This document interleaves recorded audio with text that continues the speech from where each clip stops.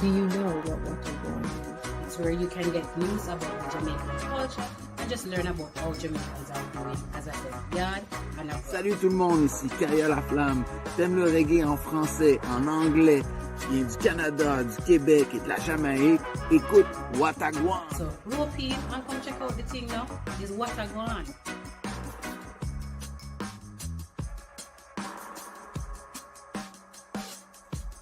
I live in the UK and I enjoy tuning in to Watergwan. I am a big fan of Watergwan. I'm always looking forward for the great vibes, the great things. They discuss a lot of things that are going on in Calgary, across Canada, and of course Jamaica. So this is what is going on in Jamaica.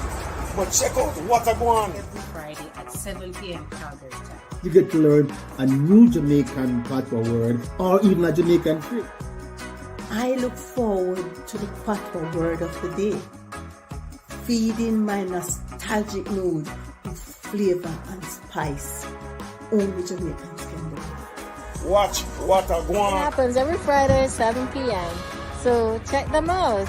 And bye from Toronto. Watch Watergwan. Yo, this is Keisha. Watch Watergwan. Relevant and entertaining, so keep up the good work. Watch Watergwan. tune in, share, listen to Watergwan. Big up yourself. Watergwan 2022. Bless you. Watergwan. Yes, Watergwan. Watch Watergwan. Always you're going to know Watergwan in a yard. Check it out. 7 p.m. every Friday.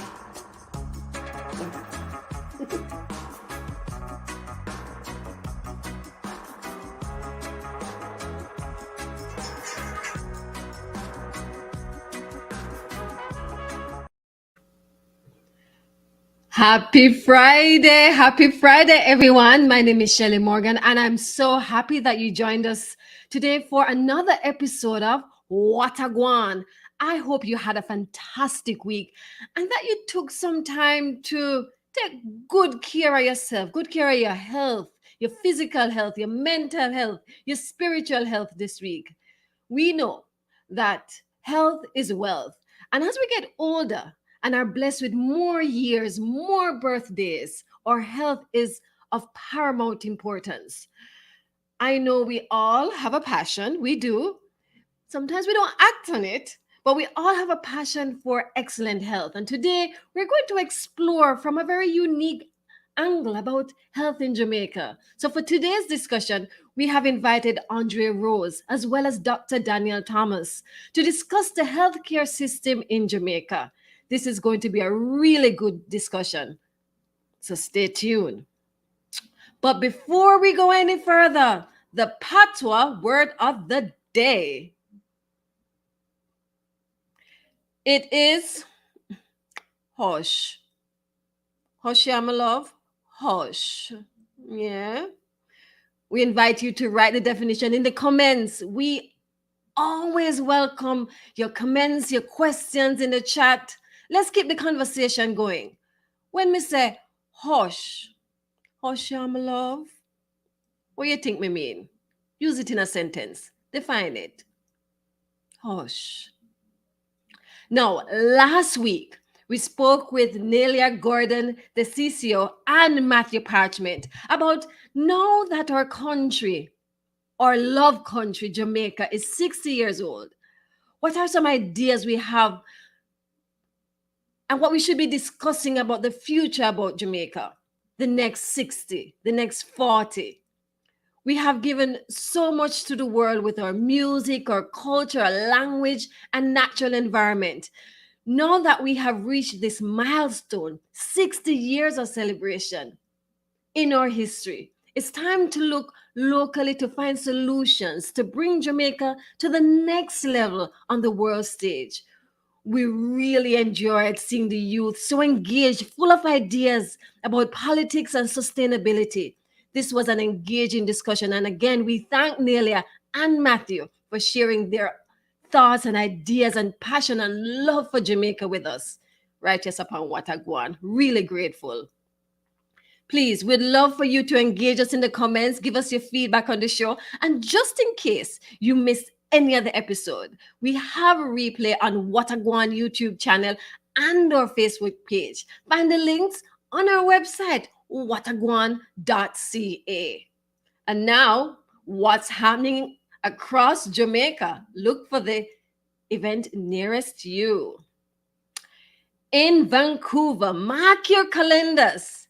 A Mexem Cultural Society is hosting Van City Roots and Culture Experience on Granville Island on Saturday, September 24th from noon to 10 p.m. More details will be coming soon about where to get tickets. Make sure, though, you save the date. Now, what's happening in Calgary?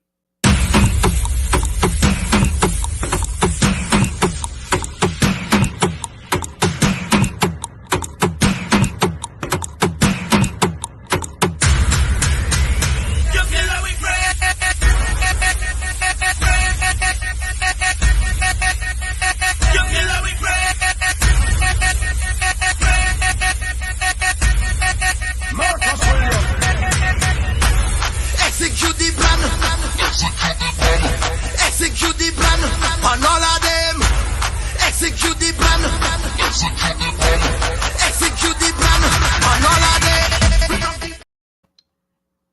This is going to be epic. Now, I was just in Calgary and I'm just seeing that I miss it. And you know, my name is Shelly. So you know I can run, but I might return. The Caribbean Heritage Sport Competition in Calgary is hosting Island versus Island Sports Competition on Saturday, September 17th, located at the Calgary Rotary Challenger Park Society, 3688 48th Avenue Northeast. A free family event filled with plenty of competitive sports for you to join in. There'll be an opening ceremony, games, food, and live entertainment. Basketball, netball, even card games are a part of the competition. There is also a free tennis clinic for kids under the age of 15. To register your team or for more information on how to participate, contact chsccalgary.org for information on how to sign up. This is going to be a wonderful way to spend your Saturday on the 17th. Now, spot the place.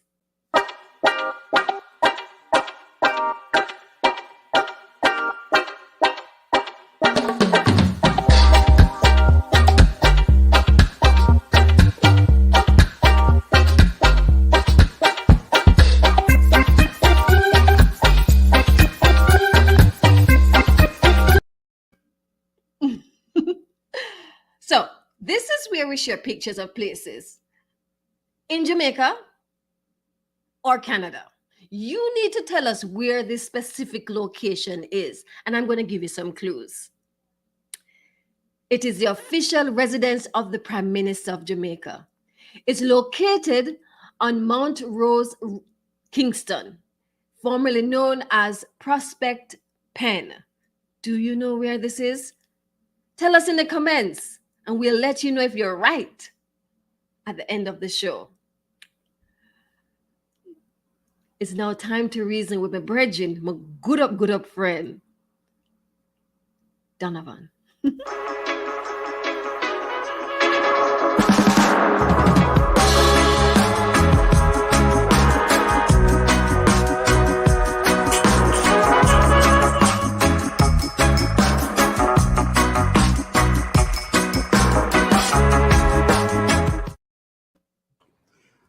I go on, Shelly.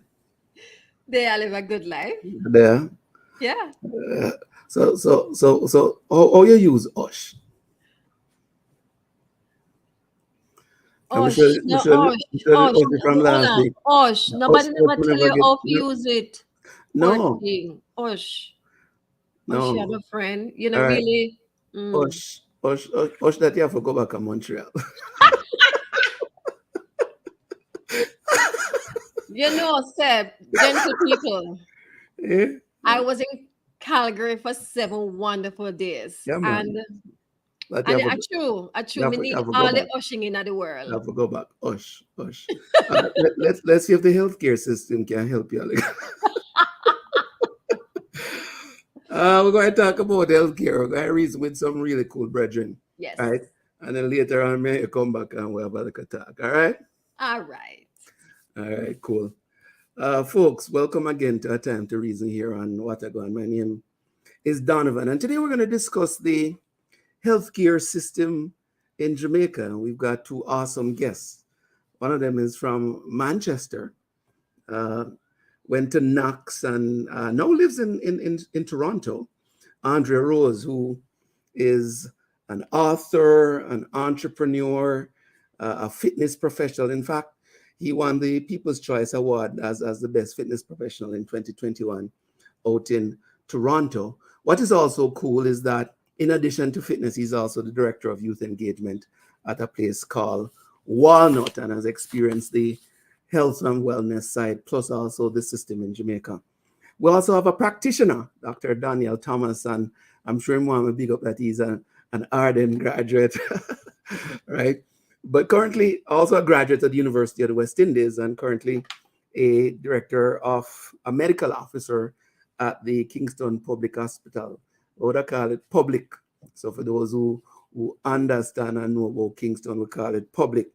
Has done a lot of things in his career and focuses also on leadership, governance, and social justice. So it's an absolute pleasure having Dr. Daniel Thomas and Andrea Rose with me today as we reason here on Gwaan. Let's bring them on screen and let's start the conversation. But we'll have to unmute them. Andre, Daniel, welcome to A Time to Reason.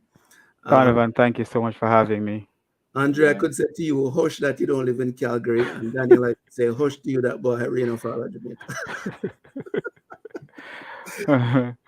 Yes, that's All true. right. That's true. That's true. Yeah, man. All right, listen. Healthcare, the healthcare system, an important part of life, an important part of any society. And, Jamaica has celebrated 60 years of independence this year. We just thought it might be useful to look at some of the social services. Dr. Thomas, let's start with you. You're in the system. How would you assess the state of the system in Jamaica today? Why, we are in a difficult place. We are in a difficult place. The challenges abound. The solutions seem scarce. And, while the practitioners on the ground, the doctors and nurses, the porters and the other staff members, we have to be getting very creative because of the lacks abound. I was checking out the international listing in terms of where Jamaica falls, globally, and they've placed us at 65th place in the world in terms of health, and I think that's very telling. Things are quite serious, and I hope in this discussion we'll get into some of those challenges, but we feel it on the ground in a very real way, especially down our public. As you're alluding to my boss. Yeah, man, it's very real. So the challenges are there, but my goal is to really continue to encourage the staff and those who are on the ground working, and to challenge the leaders as well to put some things in place. So looking forward to this discussion.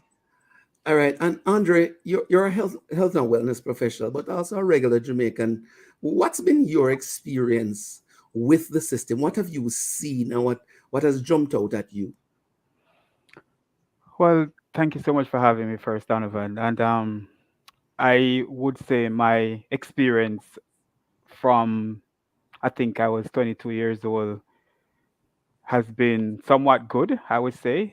But having my mother been back living there now, tells me a lot about her own experience and what is it that she is going through at this time with the health system. So overall, I would think that, even my sister who had sickle cell and was pregnant, and her experience of going to the hospital, she get the care that she needed. So, I think more so it has to do with just the type of person that you may be, possibly. Where you would go to, as you talk about earlier, the King Jubilee Hospital, and so forth. So my experience was good, I would say. But what it is now is that my mother is actually, have to navigate the system now. So that's something that we have to deal with. You talk about navigating the system, and let me go back to Dr. Thomas on this one. There are different segments of the system in Jamaica. There's the public system, there's the private system, there is the in between, there is the primary care system. So I know my father, who is 89, goes to the clinic. Do you think there's enough clarity, Dr. Thomas, on the different parts of the system and what serves the needs best? Like, what's your take on that part? Well, certainly there is always room for more education, but I think there's a general understanding that when things get very severe, and especially if they're after hours, you would head to the hospital. And if it's something that is more minor, you have your nearby clinic. Mm-hmm. You understand? So there's a general understanding there. And then, of course, if you have your money, you get through the quickest, because you go for private care, which is gonna be better. It's gonna be faster, but it's gonna cost you. Right. Andre, you talk about your mom and your sister. Let's talk a little bit about that. When you talk to your folks, or when you are there, which part of the system do you want to use, and why? Well, if I was to go back there now, I definitely would want to use a system where I pay my money up and then I get what I want, because I think from I was about 24 years old, I had health insurance that was provided by the company that I worked for. And I had life insurance through Sagicor. So I was prepared at that point to have life insurance and at the same time have health insurance that, if I need to go to the dentist, if I need to go to Balmoral Hospital to get an ultrasound, or, if, because I think that probably back then it's like you have many people, young people probably would be getting HIV and stuff like that. So I was scared the fact that I probably get HIV, so I needed to have health insurance, right? So having that, and I was able to go to the doctor. So if I would go back there now, I would want to use that system where I'll pay my money upfront, or pay my money to get the kind of care that I would want, and more so of me going to probably Kingston Public Hospital, because I don't know if I could survive at Kingston Public. Not that I know what it's like now, but Yeah. I would imagine that it's probably not like if you're going to KPH or you're going to a St. Andrew Hospital. But isn't that the irony, though, Dr. Thomas? Because KPH is supposed to be the most equipped facility possibly in the Caribbean, right? Yes.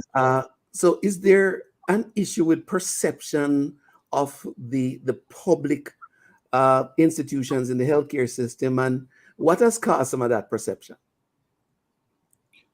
Well, there is definitely a perception issue at play. Part of it has to just do with the placing of where public is. It's right off North Street, is downtown. I mean, once you go down there, the air smells completely different from uptown. You reach downtown when you reach down there. But I would tell Andre, if you're in a car accident, you want to go to KPH. You understand? Wow. If you're in a situation where you have broken bones and you're in that kind of trauma-related situation, you don't want to go nowhere else, my boss. So it's part of that is navigating the system as well, because there are certain situations. Or is it okay? It would be the same thing. Sorry for cutting. It would be the same thing navigating the system as knowing know where to go to get the care that you need at the particular at the specific time, as it relates to if you're having a car accident and stuff. Yeah, man. So you have the experts in particular areas, right, that are going to be able to be there, the on-call system and the duty roster that we have there with the surgeons and the orthopedic team and all of that. So there's a beautiful setup there that really meets certain needs. But if it is a case where you're in a different position, you probably want renal care or cardiologist and stuff like that, you might want to go a different route. So, but definitely for trauma, it's top notch for sure. Right, and I think that is important, maybe for us to understand and dive into a little bit more. And Andre, I'm going to bring you in because you're a fitness guy. How much does lifestyle and culture impacts the pressure or the lack thereof that happens on the healthcare system? What do you say to people? Because you teach fitness all the time. Well, I would tell any individual, and that's the reason why I went and write my book, Bonds of Steel, the Unstoppable Pursuit of Fitness. Um, and one of the in chapter 3, I talk about once a man, twice a child, and that's where my grandmother taught me about the importance of taking care of yourself at an early age, and then as you aged, because when you're born as a baby, and here it is that when you become an adult or in your older age, then it's somebody else has to clean your bottom, just as you get into the homes and stuff like that. So for me, there's no single person that has ever looked at me and tell me my correct age. Honestly, even though I dye my beard, I would say, right? Because why? Um, I'm 43 years old on July 16th, and everybody has always says to me, "Andre, you look like you're 38 years old." And why? Because I have been exercising uh, uh, for the last 20 years consistently. 20 years consistently. I started when I was 22. On September the 15th, we make it 21 years. I have been exercising consistently, right? So I have seen where the benefit of exercise as exponentially decreases my aging ability, how I aged. Another chapter in my book, I talk about how aging well as well. So I talk about the different types of food you may end up eating, which is some people talk about, oh, they don't eat this or don't eat that. I'm not one of those persons to tell you don't eat this food or don't eat that food because it's going to make you fat as a trainer, right? I say you eat whatever you eat and you eat it in moderation, right? Because everything you do it in a moderation, right? And with that, you implement whatever type of exercise. And exercise not necessarily mean that you have to go to the gym. That's not what exercise is. Exercise is basically you doing something that is physically outside of the bounds of the things that you normally do, right? Whether it be going for a walk. I would say to a person that if you live in a condo building, instead and you live on the 20th floor, I mean, I take the stairs, but why I take the elevator, but why I take the elevator in my building is because when I come home, I know I'm going to go to the gym. But for some people, they don't go to the gym. But if you live in a condo building, why wouldn't you not want to use the stairs to take it? You can take the stairs, and that's some form of exercise. You live Right. in an office building, why not take the elevator if for some of the flights, and or park a little bit farther away from your car if you go grocery shopping or you go to the doctor visit and stuff like that. So that's a bit of what I tell my clients, in able to age at the appropriate stage, right? And just moving, with a goal in mind of what that end goal may look like. Yeah. Uh, Dr. Thomas, how much of what Andre is talking about and the lifestyle and culture is what's creating pressure on the healthcare system? Boy, definitely preventative type approaches to healthcare. That needs to be a bigger stress. Recently, we had, right before COVID, I think, we had the launch of Jamaica Moves. So that's going Right. for 5 years. That kind of watered down a bit because of COVID. I mean, everything did, right? But Jamaica Moves really saw a lot of persons getting more involved in that exercise type lifestyle. And so that has contributed positively. But Jamaicans, we historically, especially the men, have poor health-seeking behavior. So man, them won't get checkups and wait until things get really bad. You try the rules, you try everything, to avoid taking any pills at all. And then now we burn the system on the top end there when things are just out of control. So definitely that kind of approach needs to be dealt with. And the work in terms of education, that needs to be put in as well, going into the communities and into the countryside, educating especially the men regarding how it's supposed to work. I mean, what Andre is saying is that's excellent. Incorporating exercise into your everyday life. That really sounds like a beautiful setup, and that's the kind of thinking that has happened, but we need it more down here. How do we get more of that messaging across? And Andre, when you compare, you live in Toronto, and listen, people in Canada complain about the health system as well. Okay, so let us acknowledge that there are complaints everywhere. Me just like I said to you, sorry, me just like I say if you said, oh, the health system there in Canada good, me like I say a lie, I tell. No go so. Right? Uh, so yeah, let's compare that for a little bit, Andre, because there's this perception that it is perfect over on the other side, and ours is just absolutely horrible, right? What are some of the things you hear and see here in Canada compared to what you see in Jamaica? I'm going to perspective of being on the board of director at the Walnut Foundation, which is the nonprofit organization that deals with men of color around prostate cancer, right? I joined the board in 2020, and it was a direction of when I published my book, which was dedicated to my grandfather who passed away from prostate cancer. And a friend of mine said to me, you know, I think this organization would be good for you. And I just like, okay, and I observed and I liked it.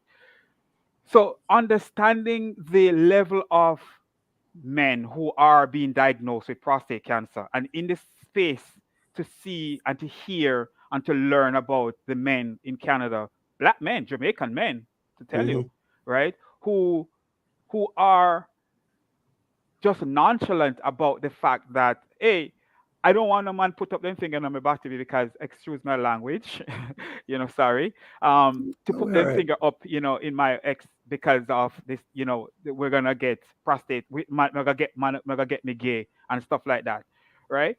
So what the organization is doing is to change that narrative to say to you that, hey, if you know your glycan score at an early age, all we're saying to you is just knowing your glycan score. Once you know your glycan score, basically what you're doing is that you know that number and you're able to now analyze, and especially if you are from a family that is attributed to prostate cancer.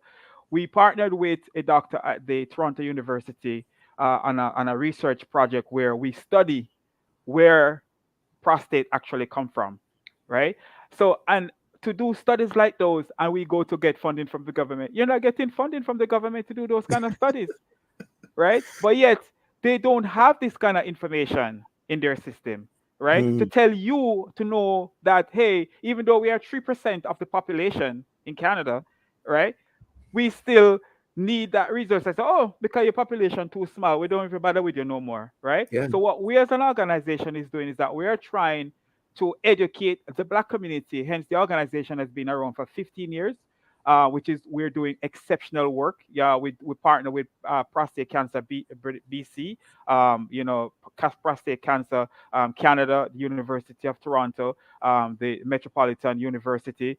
We just launched an endowment fund at the University of Toronto, which this coming September here, a student is getting funding, entering into the oncology program there. So there are things that we as an organization is doing to change that, because we are seeing the pushback that it's not there. So we are making that space, creating that space that when us as a community want to get that, we know where to go to get it. So it's not as just as easy on this side. Yeah. We do have our challenges too. It's not perfect, and sometimes the wait times and other things also become an issue. Yes. Daniel, you're in the system. Let's talk a little bit about technology and opportunity and need. When you look at KPH as a doctor, and if you were to give Dr. Tufton a shopping list, what would that look like in order to get the healthcare system to where you think it should be? Wow, I love that question. You almost seem to be assuming that there are these amazing things that we get, but you know what? It's the basics we need. We have to start. We have to start where we are. We need the basics. We need things like the proper tubes. We need things like CT machine, MRI machines. Yeah, right now there's a government setup where private entities are being paid in order to get the CTs and MRIs done for patients in the public sector. But that means a lot of money is going into that, whereas we could just purchase the machine, you get me? And save expenditure if you get where I'm going. So we need a lot of those basic things, and we need to think also about better use of our human resource. We need psychologists. We We need we're a nation that is essentially traumatized because of all the things that we're going through, related to crime and violence, etc. We need a whole national psychology setup where persons can go to their clinic and there's a whole section for counseling. People need that kind of support. There are so many needs that it's just there are so many things that need to be targeted. We talk about social services. So there are persons who are in need that don't have anywhere to go. The homeless, and I'm part of the psychiatry service at KPH. There are a lot of people that when we discharge them, we do our best to find somewhere for them to go. But sometimes what the social worker does is highlight where the night shelters are that they can go.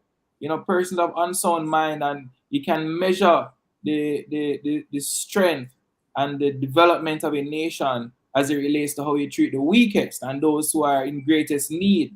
And so we have to kind of think about it from that angle as well. But the needs are just so great. I hear staff at the hospital saying we need some basic things, right?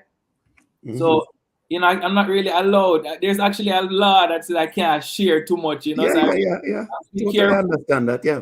Anybody wants to ask the CEO or the SMO of a hospital what are the needs, they can tell you, so that the private sector organizations and persons of broad diaspora, etc., can help to meet some of these needs. Sometimes it's a room that needs to be built, to be an extra storeroom and a ward, things like that. The renal units in Jamaica are in dire need of help.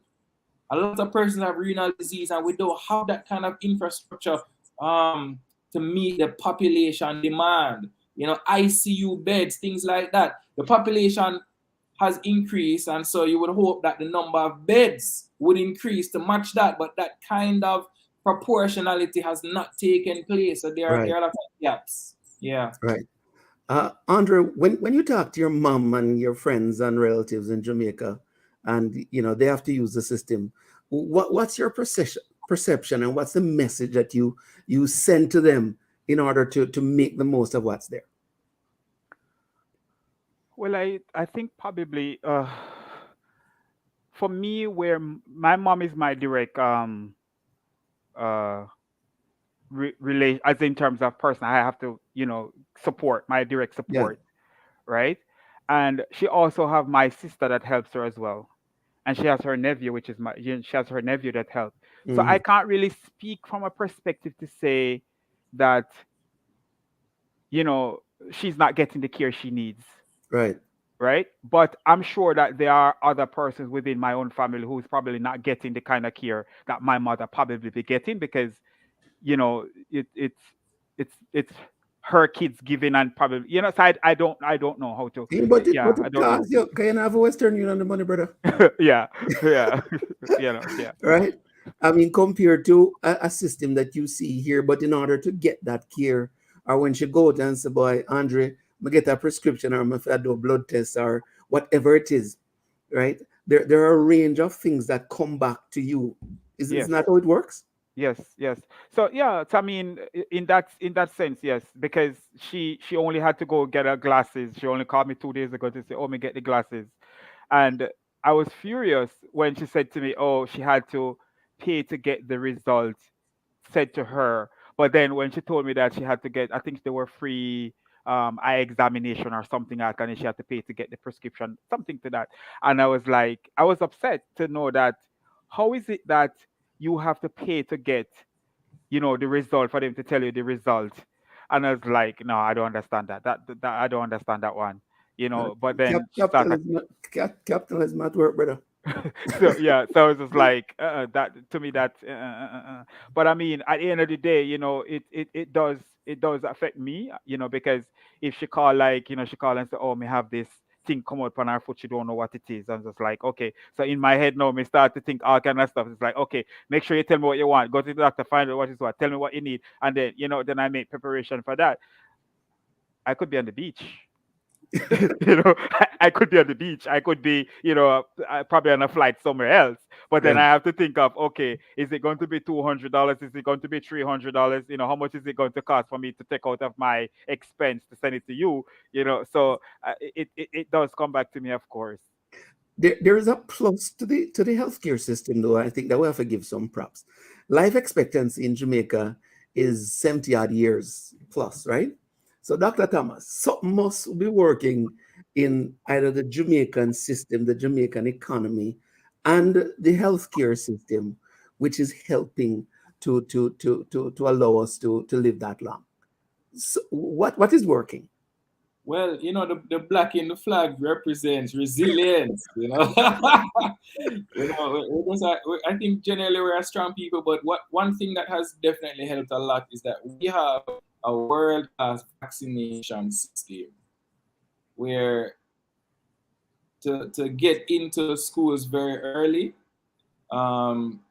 you have to have your measles and your mumps and your DPT, what they call pentavalent, and so those basic things kind of help to protect the population a lot, and so that has been a big plus. Mm-hmm. And in part it is the roots culture. That is also a positive thing, right? So we're not against herbal type medicine, but persons have a value. There's a value. bush. There's a bush for everything, brother. Right. There's a tea for everything, and that definitely has helped. And when I examined the life expectancy situation, what contributes a lot to it too is just the general health of the nation, as it relates to, for example, clean water access. So we have excellent water here. I don't remember one person was making a joke about the fact that we still buy bottled water, but we can drink the pipe water like almost everywhere. Right. It's just clean. And so that system has been very robust to protect the population. So, we have a good setup that has empowered us thus far. But when you get sick, that's a kind of a different situation now. Right. If you get sick and when you get sick, what systems are in place to really support and be there for you? Will you need to have money? Will you need to have connections in the US and Canada to fly you up and all kinds of things? And that's kind of part of the issue too, because those who are making those big decisions, the politicians and those who are, at the helm of the ministries making the big bucks, a lot of our hospitals and the systems that we have here are just holding them until them can carry them go Miami. You understand? Right. So we have a little way to go, but certainly 75 is a positive number, and we need to continue to work on the front end in terms of primary care related education, but also a lot of gaps are there. And some of the gaps in the boss are related to the fact that healthcare has been made free in the public sector. So there are positives of that, meaning that all the people can have access. If you don't have the money, you can be. But then now, I'm not completely sure if there was the mindset that this will create some gaps, because it must create a deficit gap. It must create greater stress on the resources. For example, if I discharge a patient, I'm going to write something called a TTH, to take home. The patient will get 1 month's worth of medication that they didn't pay for, which is great.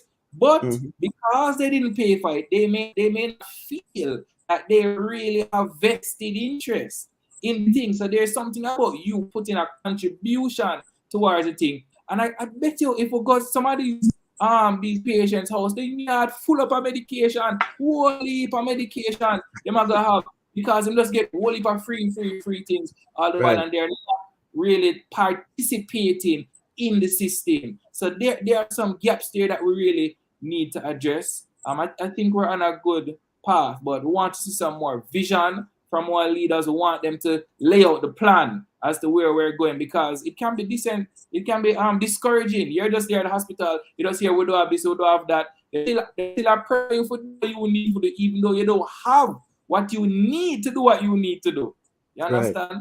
So there's a journey taking place, but we want to hear a plan from our leaders, man, and want some greater partnerships to help bridge those gaps that exist. when you talk Yep. about leaders and partnership, Andrea, I want to bring you in because you're in a volunteer role with the Walnut Foundation, not necessarily going back to that specific focus, but what's the role of community and the regular person in making the system work? Uh, should they be willing to pay? Should there be more advisory roles? What about the community leaders? Like, what do you think should be those contributions? Well, uh, if it that the person who received the service has to pay for the service from the Walnut Foundation or from any organization. In our case, they pay a dues, a monthly dues or a yearly dues, to access the monthly webinar presentations that we offer.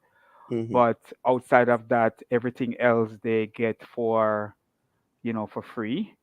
As it relates to me as a volunteer person, I mean, if I get paid, I get paid. But I think for me, doing what I do, I like it. Mm-hmm. Um, I think I found purpose, and I guess probably because it it it allows me to you know avail myself to service. Yeah. It's just like you have your kid and you're taking care of your child. But for me, Mm-hmm. with this organization, I'm seeing that this organization is like something that there are individuals out there that needs what is it that I do. Whether my portion of it is a big part or is a small part. It helps to move that part of it until But, So yeah, but Andrea, we yeah. know what? Aren't you effectively saying, or maybe I shouldn't put words in your mouth?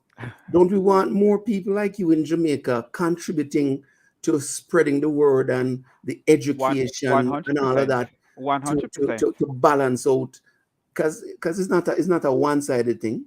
And that's why we have, if individuals want to actually go now to the walnutfoundation.com to register, be a part of the organization. We take membership from everywhere.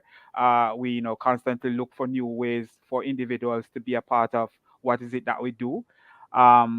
We our main funding come from the annual walkathon that we do, which is yearly. And as I spoke earlier, where we have just launched the endowment fund at the University of Toronto, giving a student, right, money who is entering an oncology program. So we get money, or should say, raise funds, but not to the level where in which that we want to do the work that we do, right? Because there are so many men out there that needs the help.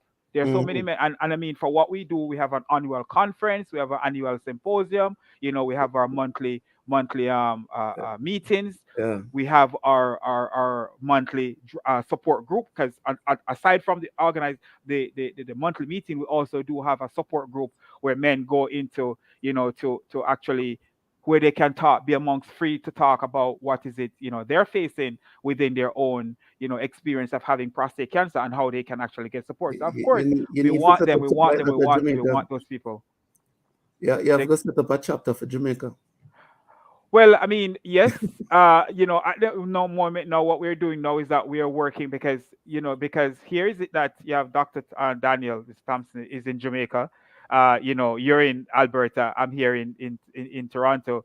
We're able to communicate. So what we do is that we are now, we applied for funding from the government, and we get to create an online system where we're able to have our in-person meetings, and at the same time stream to wherever an individual may come from. So it not necessarily means that you have to be in there. So we are working to spread the message as far and as wide as possible. We Right. just did a meeting with, well, not a meeting, a presentation with the Jamaican Canadian Association, where you had some individuals that came up from Jamaica for a symposium here, and we were able to be a part of that. So our message has been shared because they wanted to learn from us, how is it that we actually are able to raise funds to do the work that we do, and also at the end of this time, what are those challenges and what are those opportunities. So Right. we were able to talk about those stuff. So there are challenges, and of course there are opportunities. So Dr. All right, Thompson, Thomas. if I'm able to make a pitch to you now that one of these days you could be, a presenter to our organization, we'd love it to have, and whatever specific topic Are that as it are are relates are, to are what you it is raise that you some do. funds and send a renal unit down at KPH? Well, I mean, Anyway, no, man, we we're not could going to the broker. we could do something like that. We We're could not going to the partnership on broker. a project. We could, Yeah, as partnership on a project to see, whether or not that is possible. I mean, yeah. I'm not going to tell you here and here that that is possible. But when Dr. Thomas was talking about the traumatic experience of Jamaica and all of that they're going through, I would concur 100% that they are so it is so traumatic, sometimes that I try sometimes not to watch the news, because Yeah. even with that killing that just took place down there the other day, with all that.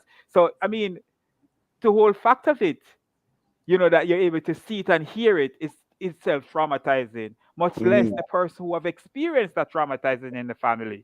Are the person who have to treat them. All right, listen, Or the person who the has to clock treat is them. ticking. So I have two other quick questions, and I forget get Daniel on one of these. One of them is brain drain. So we want to talk about that quickly. How does that, like, you're in the system, when you look at it, how does that affect the healthcare system? Wow. I think that is the number one challenge for the health sector right now. And that is related to specifically the nurses. I'm telling you, they're leaving in droves. And you'd have heard the recent study that came out that showed that Jamaica is second in the world as it relates to brain drain. You Mhm. know, and so that really highlights the kind of situation that we are in. There's a shortage of nurses. I saw a video recently that showed that nurses in the UK make more than 4 times the amount that a nurse in Jamaica would make. So the compensation for the kind of work that they do, and we are talking serious work, that But we compensation. can we compare that though, Daniel? Like, on a serious note, 'cause isn't that the same thing for an engineer and a pilot and a teacher and a guy and a doctor? Like, so sometimes I hear the comparison and I challenge us to say, boy, but it's a different economy, a different circumstance. Yeah, but the question is it livable? When Right. you go as a nurse to try and get your loan to buy a house, man, I turn it back and I say that the money that we are getting a month time, that can be the basis upon which you buy a house. Mhm. Master, that is crazy. And when I look at the kind of work that these nurses have to do, sometimes we're on the ward, 50 patients on the ward, 2 nurses are nursing those 50 patients through the night from a shift from say 10 p.m. to 6 a.m.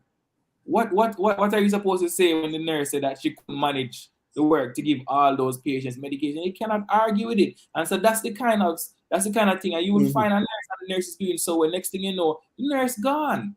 Yeah. You understand? So it is really a major challenge, and the government needs to do more.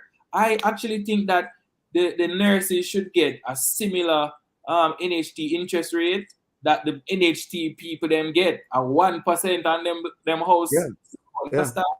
And of course we need to increase the salary itself, but it has to be Mhm. dramatic action that takes place. And we're talking about healthcare, but same for the teachers. Teachers them are running like crazy, and so that is going to affect the future nurses and the future doctors, because we're not going to have enough teachers. You understand? So we have multiple challenges related to brain drain, and we need some serious action, desperate times and desperate measures that we need at this time.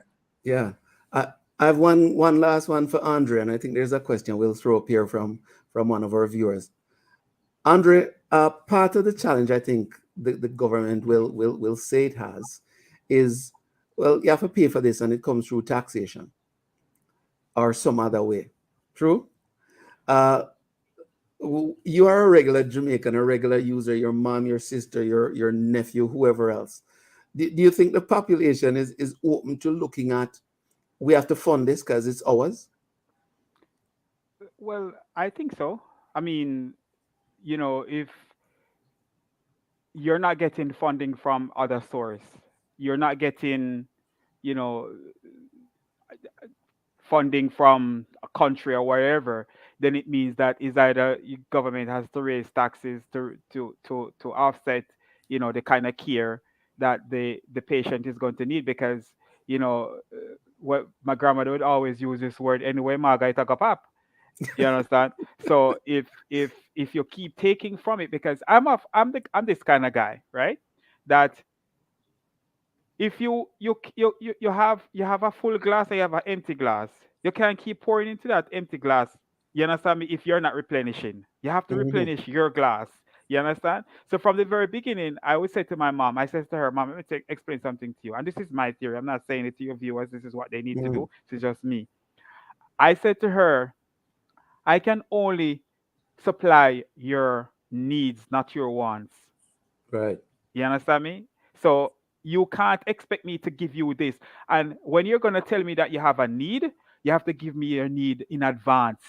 You understand me? You can't tell me tomorrow, oh, me need this, because, hey, growth side pantry. You understand? So in any case, wherever it is that the citizen, including my mother, my sister, they're using the healthcare system, right?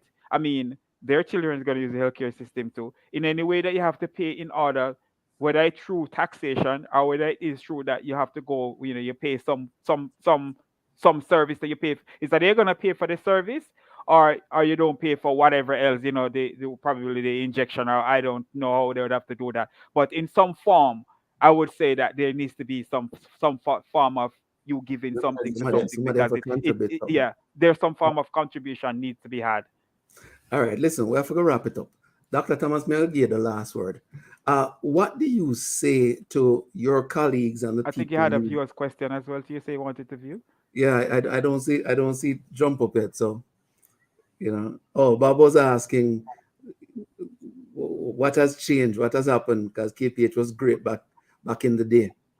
And maybe we just answer Bob's question, because you don't know KPH, right? Yeah. What's the biggest change? What do you think happened over time? Well, I wasn't there in 1950, so that kind of is a challenge. Neither me. Yeah, man. I don't know about is still excellent and still great, but the challenges have abounded, and the kind of policy changes, I don't know if when these different policy changes were made that they anticipated some of the challenges. So I think it relates to vision, I think it relates to leadership, I think it relates to creative solutions that need to be found and encouraged. Like, we need to be encouraging our staff members to find solutions. So there are a lot of challenges there on the ground, but I don't think it's unique to KPH. I think Jamaica in general, our vision for transformational healthcare, that needs to become more prominent, and we need to continue to push forward. I would say for those who are on the ground in Jamaica, violent crime is also burdening the system in a ridiculous way. So please put down the gun, and if you know criminals, don't make them live in your house and all these things. They are burdening the system. When you wear a seatbelt, you help the system. When you wear your helmet as a bike rider, you help the system. Okay, so let us play our part and see how we can contribute to building Jamaica so that we can be the place to live and raise families and do business. Yeah, right. man. Well, on that note, I think we're going to pause. Dr. Daniel Thompson out of KPH, Andre Rose out of Toronto. It was a pleasure having you gentlemen on Gwaan. Thank you very much for joining us for A Time to Reason. Thank you. You're welcome. Thanks for having me, Donovan. All right, take care.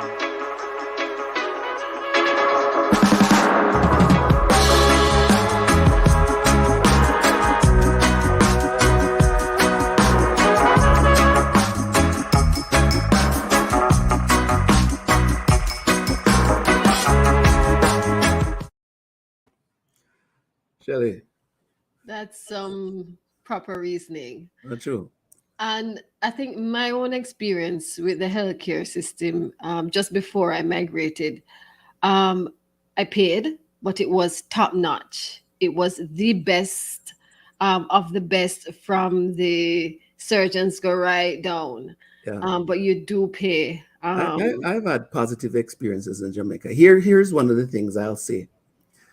As my father put it, a Jamaican doctor, when him sound you, yes, him sound you and check you up good. Yeah, good checkup. When you go at the doctors here, As soon as me walk through the door, them take up a pad and start write prescription. Them not even hear what wrong with it. Yeah. Right. So if there's one thing I'll give the Jamaican doctors is an effort, at least the family doctors and practitioners that I have been to, an effort at being thorough and knowing who you are and checking you out and, as best as possible. Now, I say all of them get it right all the time, True. But that is one of the things. And then on the other side, one of the things I know I experience here is just, I suppose, the benefit of economics, where the system has the technology and the things that you need to get the relevant treatment for whatever the circumstance is, right? When I go into the hospital here, and may I go say, the hospital circumstance and environment, we are clean at least the ones in Calgary. Yeah. Right?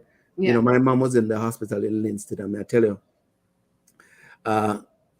as a visitor, it was tough. And I'm saying to myself, for the people who work in that circumstance every day, it can't pretty. Easy. It must be tough. But you know what? Like I said, there are pluses and minuses in and I also think, that the diaspora can play a great role.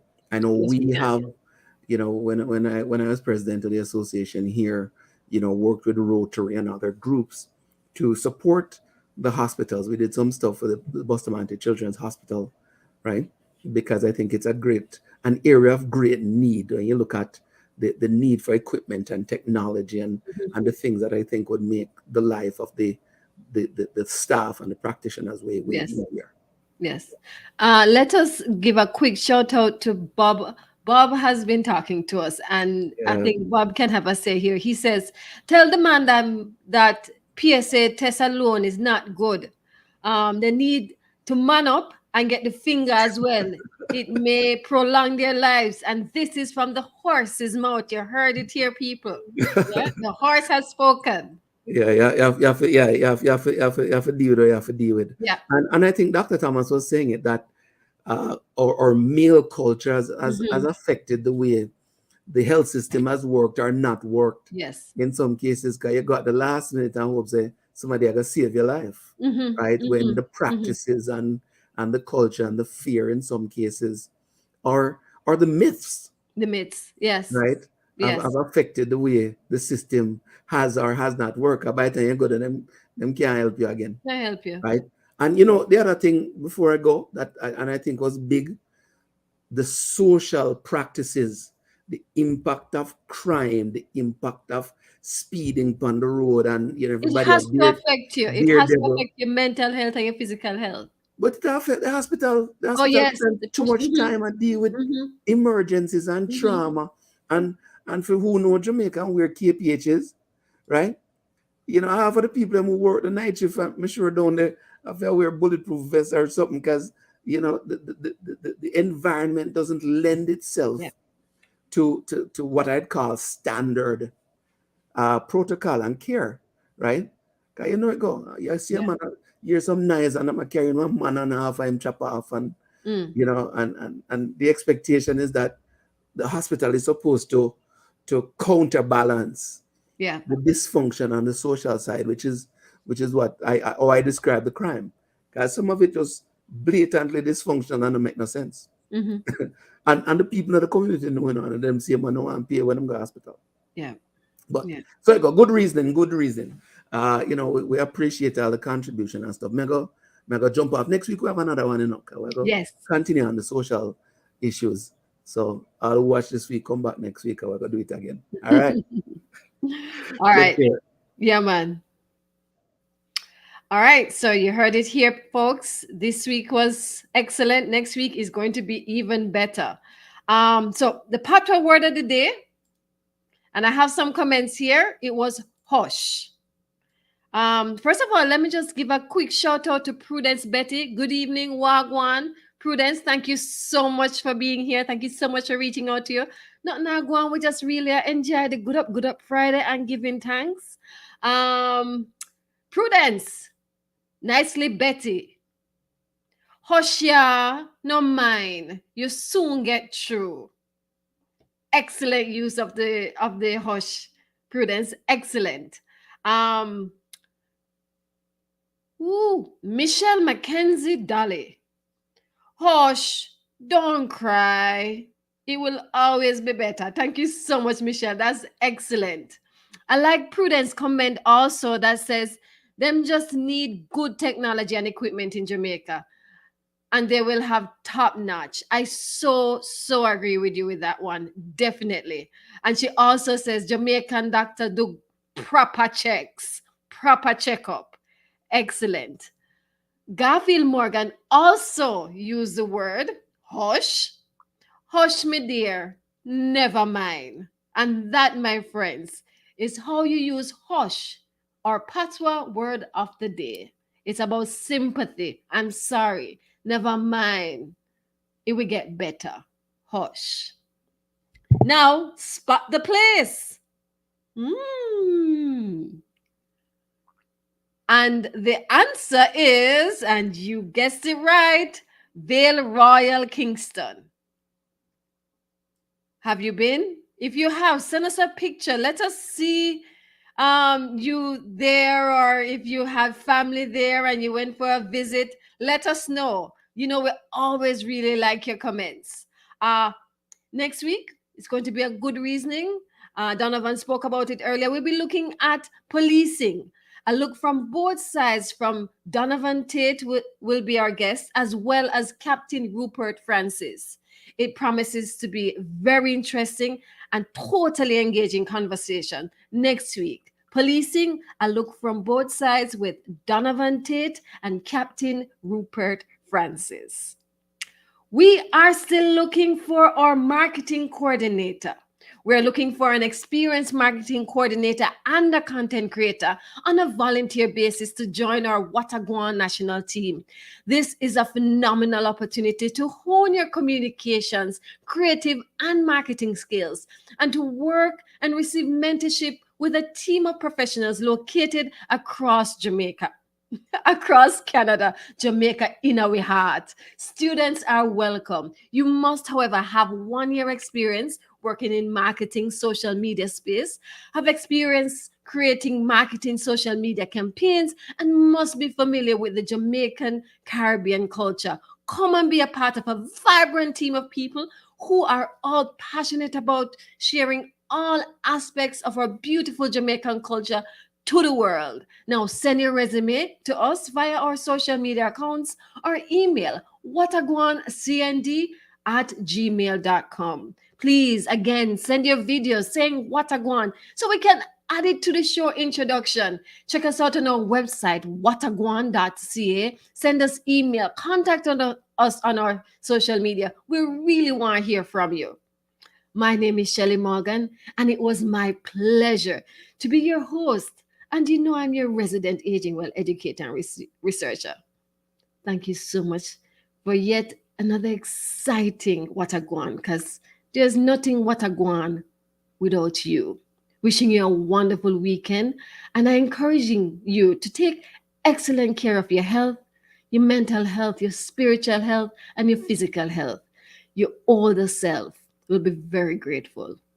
Walk good.